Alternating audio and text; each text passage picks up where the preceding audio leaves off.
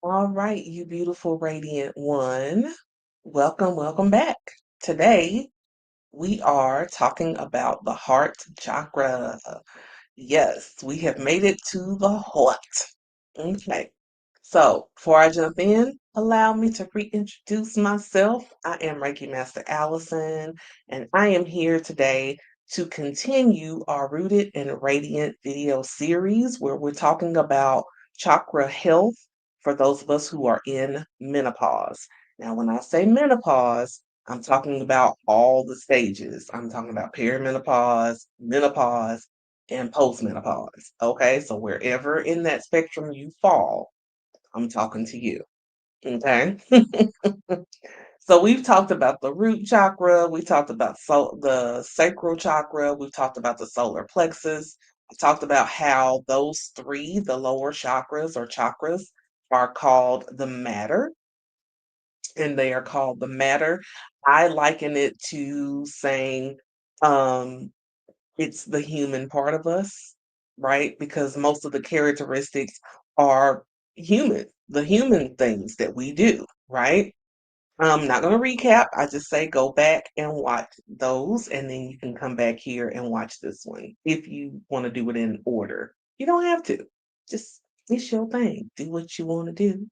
Now, for the heart chakra, um, the color is green, as you can see on my tapestry here. Okay. However, it is also pink. So that's why you see me pretty in pink. I don't have a lot of green, especially not this color green here, but I do have pink. I got a lot of pink. So, I figure I'd adorn myself with pink. Because I think, if I'm not mistaken, the pink is for like self-love. And since I am a teacher, coach, healer, uh, Reiki master, and that's one of my main things that I talk about is self-love and self-care. So I thought it not robbery to just go ahead and grace myself in pink, and it just gives me an excuse to wear pink because I love pink. I'm a pink lady. If you know, you know about pink ladies. Now, so let's talk a little bit. This video might be a little bit longer only because I want to kind of explain something as I'm talking about the importance of this as far as our chakra health for those of us who are in menopause. I am in perimenopause, um, and from my understanding, perimenopause can last quite a while. And nobody There's no, like, set amount of time that perimenopause is supposed to last, and the same thing for menopause, so we're all just, excuse the expression, just kinda raw dogging this, okay? And taking it as it comes, okay? Alright. But I wanna talk about the different phases of our lives, especially for those of us who are, um women of color, Black women and women of color, because our indigenous roots, and when I say indigenous, it means to whatever land you identify as your ethnicity. A lot of us had these different uh, beliefs related to the different phases of life as it relates to us as women. So, and the reason why I want to talk about menopause is because of the phase that that represents. Okay. So we have the maiden, which is the youth, the initiation, and this is usually around puberty to early adulthood. So in those eras of our lives, we are in the maiden uh,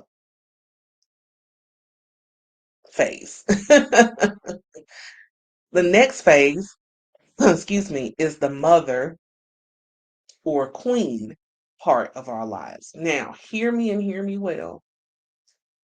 You don't necessarily have to have given birth and be a mother to children to be in this space. Okay? Please know, it really has nothing to do with the fact of whether you have or have not had children. It's just part of the phase. So you've got the queen mother. So at this phase, you're childbearing. These are the childbearing years through perimenopause and even into menopause. So you're in the queen mother phase. Okay. The other part of this, as the queen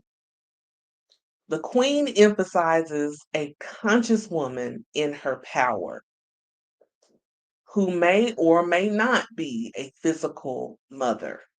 Okay, I just said that. I'm just re-emphasizing. Okay, it's about us owning our authority, setting boundaries, and leading from love and confidence. That is what I'm talking about with many of us that are watching these videos. Many of us are in that queen mother phase. So I want us to start owning our power because we are those leaders. Um, and it's time for us to really step into that. Now, then there's the crone, and the crone is postmenopause. So the crone is the one that comes after menopause. Now, this is your intuitive, spiritually insightful, excuse me, wise woman. Okay? Okay, good. So I wanted to make that distinction so that everyone will understand why I feel this is so very important. So let's jump into the heart chakra, shall we? Okay, so the heart chakra is about self love, it's about compassion, it's about relationships. There's other factors of it, but these are some of the key things as those of us that are in menopause, whether again it's perimenopause, menopause, or going or post. Okay. So what can happen? Well, for us of certain age, grief can come along. And grief can come in different forms. It's grief for our youth, grief for lost fertility, grief for changing relationships. I talked about how the relationship between my son and myself has changed at this phase of my life. So my son is an adult, like he's almost 30, and it makes me feel like, oh, because if he's getting older, that means I'm getting older too. And I'm like, ugh, I refuse. Um, but the relationship, the dynamic of the relationship between he and I has shifted. By that same token, the relationship between myself and my mother has shifted because now I take care of her. So a lot of times we don't acknowledge the fact that we are in this really interesting part of our lives and that grief is part of it.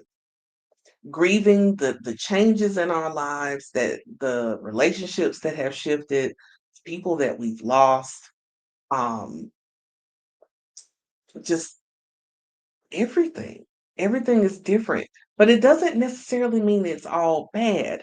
But we have to also give ourselves room for that change, and know that it's okay to grieve those things. It's okay to grieve the loss of youth and how you can't do like what you used to do. Because through that, it also gives you the acceptance that you can't always do everything the way you used to be able to do it. The things that you missed that you didn't get to do when you were in your youth that maybe, again, might be a little harder for you to do, but you might be able to still do it if it's age appropriate. Then, by all means. And then some women do grieve the loss of their fertility, the fact that they can't have any more children, the fact that maybe uh, they were very career driven and they never did have children. They never found that person they wanted to have children with, or whatever the case may be. Some of us grieve that, and that's okay. You can grieve that. Um, Then there is stepping away from grief, there's loneliness. Yeah, the loneliness because the kids aren't around. our relationships, our friendships change, right? Like my best friend does not live in the same state as I live in. Matter of fact, she lives pretty damn far. And I get lonely. I be wanting to hang with my girl. But we can't because distance and it's expensive as hell. So, um, at this phase of our lives, we get lonely because, again, those relationships have changed. People have moved on. You might have gone through divorce. You may be a widow. There are different phases. So there's the grief and the loneliness that comes in this phase of our lives. And then the other part is the renewed desires for deeper love. And not just talking about romantic love, deeper love for ourselves.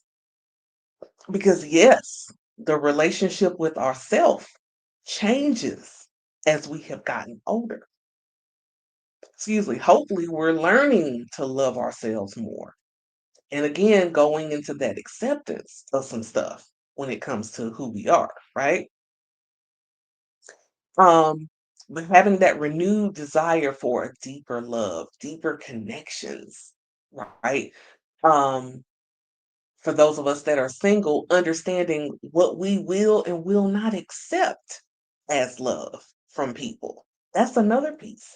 Because with this age comes some wisdom from the experiences that we've had. So we know, what am I going to accept? What am I not going to accept? So here's some of the things that can support you with your heart chakra energy. So heart opening meditations, doing different meditations that are good for your heart, guiding guided meditations.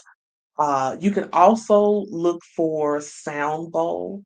Um, People who have recordings of sound bowls, especially when it's tuned in for the frequency of the heart chakra.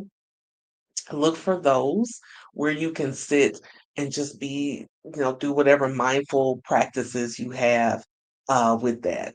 And FYI, I am working on a beautiful and divine meditation series that kind of goes with this. So stay tuned. The other thing is self compassion practices. So the other day, I actually did Ho'oponopono or Ho'oponopono, however people pronounce it. I did that for myself. And for those that don't know what that is, it's a Hawaiian prayer. And you say it's four things. I am sorry. Please forgive me. I love you. Thank you. Again, I am sorry. Please forgive me. I love you. Thank you. Now, I actually did this for myself the other day because I needed it. I needed to, there's some things that I've been dealing with in my personal life, and I needed to give myself that space. So you can use that prayer on yourself. I would encourage it actually to get yourself in the mirror if you need to and say that to yourself.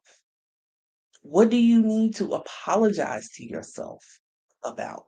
What is it that you have been beating yourself up about that you just need to come clean, get it out in the open so that it's out there, it's done, right?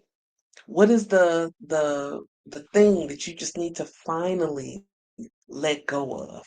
Giving yourself those self-compassion practices can be very freeing for your heart chakra and just your energy at large. Okay?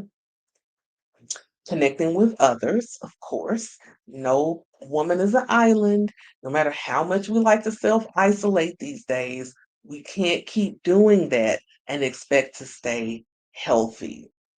We have to have other people. It's the right people. Okay? That's the problem. This isn't looking for people that you can trauma bond with, but people who would be, as me and my best friend Danielle have talked about on many of our videos that we've done on here, talking about the pillars in your life. Who are the pillars? You know, a pillar on a house, that's a support, right? So who's that support? If you don't have any pillars, then it's time to go find you some. Again, get out of self isolation. It's not working for you. Okay. And then a beautiful affirmation like, I love and accept myself completely. I love and accept myself completely. That is something that is really hard for us to do. And the more we affirm it, the more we declare it, the more we start doing these self compassion practices and rituals and doing things to show ourselves love and healing those parts of us that need to be healed, the better it's going to be for our overall experience in this phase of our lives. So that is all I have for the heart chakra today. So again, the color for the heart chakra is green, but when we talk about self-love, we can talk about pink. And then not just that, the heart chakra is right here at the center of your chest, and the heart chakra is the bridge. It's known as the bridge because you have the matter, the human part of us. This is the bridge. So I'll go ahead and tell you and not leave you in suspense. The throat, third eye, and crown are the spirits. So if the heart is the bridge, it's connecting the spirit to the body, to the human part of us, because we are spiritual beings having a human experience. So if the bridge is out, it's kind of hard for the spirit and the human part to connect as they should and send each other information. Okay. So that's what I have for you. Please leave me comments. I love that you guys have been commenting. Um, like, share, do all those things. I need them all. Because this just tells YouTube that you like what I'm doing and it pushes it further out so that other women can find this content, the ones who need to hear this. Okay? So, thank you for sticking with me. Thank you for listening. And I'll see you all in the next video, which will be all about the throat chakra. All right? Until then, bye for now.